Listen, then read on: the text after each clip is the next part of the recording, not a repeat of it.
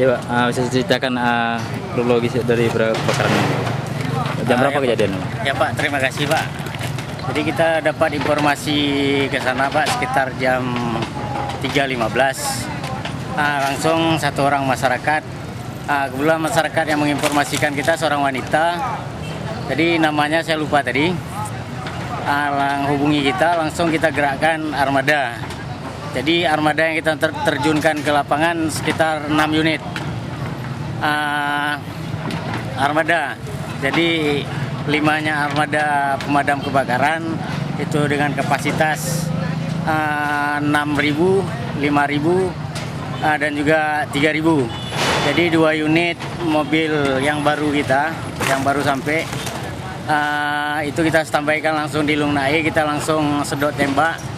Jadi kita lokalisir dari arah belakang ruko ini dengan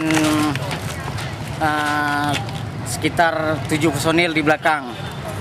Habis itu yang 3 unit armada kita kerahkan di depan. Berapa lama api bisa dipadamkan? Jadi sekitar kita mampu kendalikan sekitar 1 jam itu udah mampu kita kendalikan. Jadi kita lakukan proses pendinginan sampai jam setengah 8 tadi. Jam setengah 8 tadi. Jadi ini juga tadi kita kerahkan kembali untuk melakukan pendinginan lagi setelah kita istirahat sebentar. Jadi kita terjunkan regu yang kedua, itu regu 3 yang untuk pendinginan. Ada korban jiwa dari kebakaran ini, Pak? Jadi kalau untuk korban jiwa nggak ada. Jadi untuk korban jiwa tidak ada. Jadi tadi kita juga sudah ngitung-ngitung. Jadi untuk realnya juga kita belum tahu berapa korban apanya.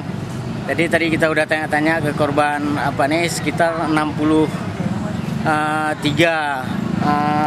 loss. 64 lah. Lebih kurang 64 loss yang ada di pasar nasional ini.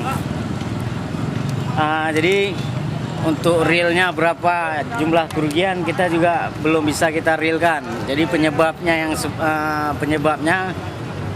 jadi menurut saksi mata itu penyebabnya korsleting listrik. Tapi untuk penyebab yang sebenarnya juga kita belum bisa pastikan karena kita nggak ada tim forensiknya kita di unit pemadam kebakaran, nggak ada tim forensiknya kita.